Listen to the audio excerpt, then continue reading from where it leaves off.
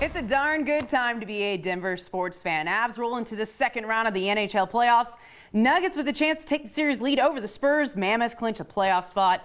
And the Rockies are working their way back to 500. What did they think is okay for fans to say and do when they're at a game? I mean, they're professionals. They're used to the boos. They're used to the heckling by fans. They're used to people saying, you suck.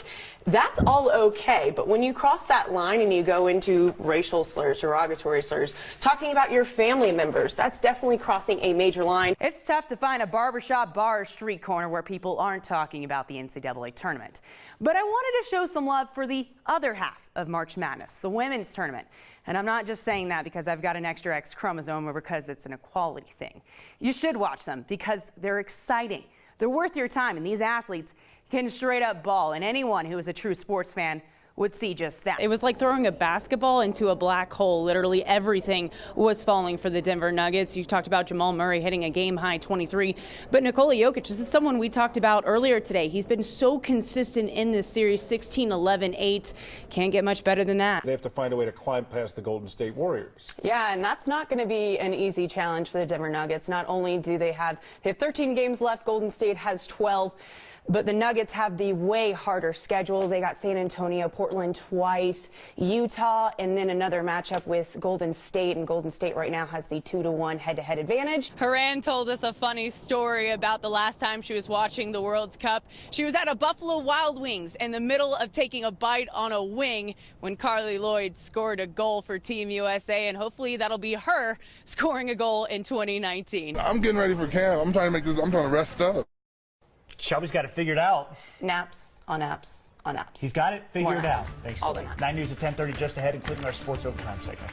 And more naps. 200 pairs of shoes. How much dough are you dropping on that, then? More than I would like, that's for sure. He's doing what every other guy in the country is doing, calling out of work to watch opening day of March Madness. So if you see a guy in Miami gear, ask him what time the Hurricanes play. Oh, wait. They don't. So let's take a quick look at some of the teams who did make it into the NCAA tournament. During his time in the spotlight with Dad, what advice from one first-rounder to another first-rounder would you give him? Definitely shut up when you get into the room. Rod, I'm going to give you some credit, giving CSU some credit there. That's very kind of you, very kind of you. But yeah, this has been a very one-sided series, 65-22 to all time, and CU is going for the four-peat. That's something that hasn't been done since 1998. Good news, everybody. Playoff baseball returns to the Mile High City on Sunday. Bad news is it could be the only postseason game Rockies fans will see this year. Nuggets still perfect in the preseason. And I found the Rockies bat. All right. I have it. I'm going to make sure I give it back to them on Sunday. They're going to need this. They're going to need it. Yeah. Well, maybe they'll do better at home, right? They're going to do better. Great record at home, and they know how to hit at home. We found the bat. We're good. We're all covered. We'll be right back.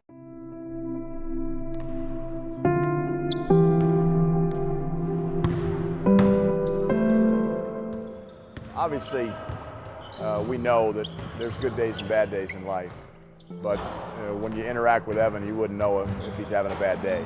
He's just as good-natured of a young man as I've ever been around. Nothing negative comes from my life. I choose to look at my whole life as a positive output. 19 years of positivity, almost taken in a moment's time. I was at the best shape of my life. I was at 255, 260, strong, lean, can run for days. It was no reason for me to have a stroke at my age. To this day, doctors still have no answers as to why Evan Batty had a stroke while playing pickup basketball with his friends more than a year ago, or the cause for the 2 seizures that later followed. But suddenly, everyday tasks became a challenge. I couldn't even eat the same.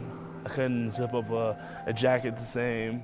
Well, that I couldn't talk the same. Everybody knows that. I wasn't stop running my mouth before the stroke, so I got pretty silent real quick. The key to regaining those skills came with repetition. Even like syllables in itself, like just pa, pa, pa, or like ma, ma, like just trying to get my motor skills back and try to get my brain back connected with my mouth. Head coach Tad Boyle was in constant communication with the redshirt freshman, but the game of basketball was left on the back burner. Obviously, as a coach, you want him to play, but as a parent, you want him healthy. But it was a while before he could look me in the eye and say, Coach, I want to play. It was a little hard for me at first because, like, I didn't want to step out there on the court again if I can have that same thing happen again. There came a point where I had to swallow that fear, though, and just, just don't let that hold back my life. November 13th, 2018. Evan put on the Buffs uniform for his first real competitive game of collegiate basketball. A freshman from New Park, California, number 21, Evan Batty. 11 months after suffering a stroke and 2 seizures, he dropped 8 points in a blowout victory over Drake. To hit 100. Every day since, Evan has grown stronger and more confident. I was always a happy person, and then after what I went through, I'm thankful to be here. In Boulder, Cealey Godwin, 9 News.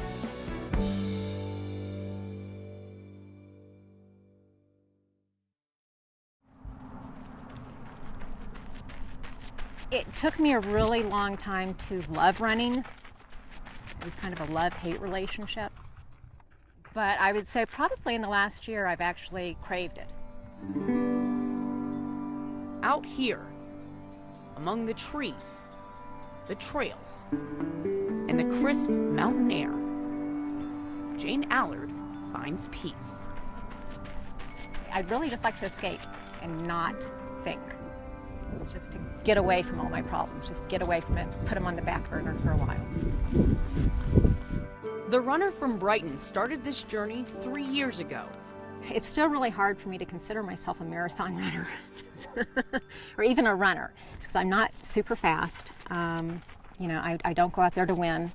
I'm really happy if I can place in my age group, especially since I haven't been running that long. Jane started training for her second marathon back in October. This one more special than the first, as it takes her back to her hometown of Little Rock, Arkansas. But a month in, another challenge came into focus. My health was perfect. I think the last time I took a sick day from work was about 10 years ago, maybe. Jane was the definition of perfect health on the outside, yet nothing could stop what was happening on the inside. Because I was so low risk, no family history, healthy lifestyle, my last mammogram had been 7 years prior. I had found a lump, but the mammogram just determined it was a cyst. So when I found this lump, I thought, it's just another cyst, nothing to be concerned about. Sure enough, I got a call from my doctor. It was the Monday after Thanksgiving last year, and it was cancer. I was dumbfounded. I was shocked. Cancer is not picky. Anybody can get it. According to the Susan G. Komen organization, 1 in 8 women will develop breast cancer. Jane was diagnosed with stage 2A, one of the most common and most treatable forms of breast cancer. The breast cancer itself, I'm not too concerned about. We have so many advancements now. It's not like it was even 10 years ago. But if it does metastasize, there is for sure no cure. So that scares me.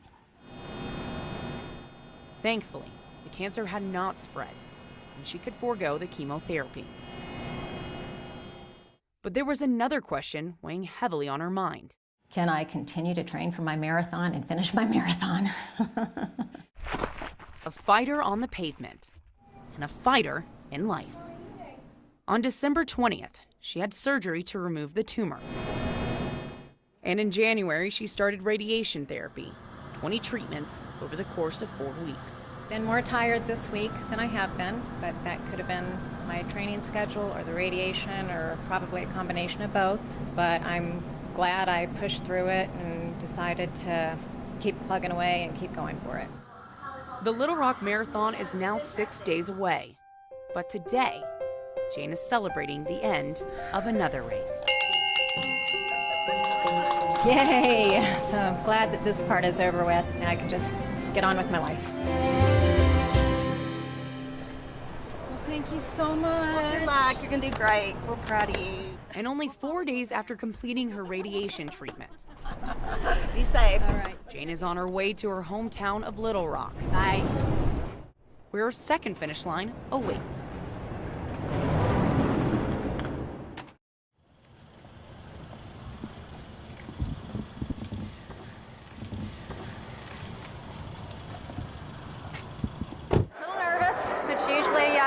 nervous before races anymore, but this one is, I'm a little nervous.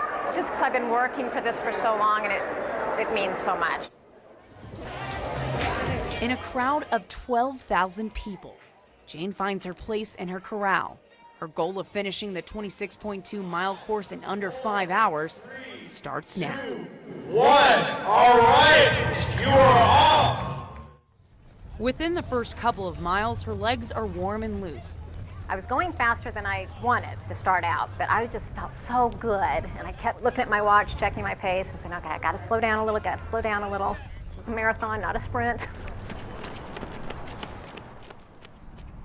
After running by the Capitol, she begins the 3-mile climb through the steepest part of the race. Legs, I'm getting a little tired around mile 11, 12. Got my wind back at about mile 15. Loved the spectators, they were awesome. It really is so motivating.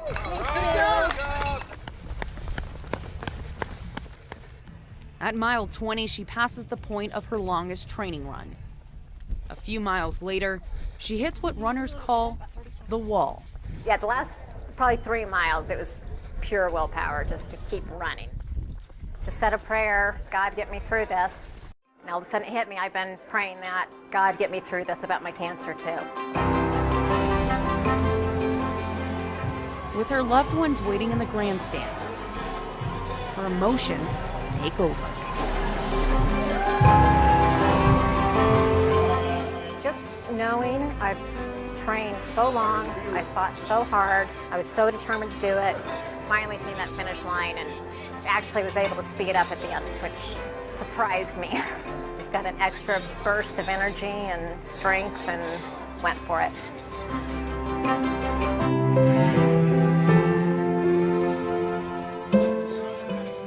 Jane completes the Little Rock Marathon with an official time of 4 hours and 45 minutes, 15 minutes under her original goal. And at the finish line, Second bell I've run this week.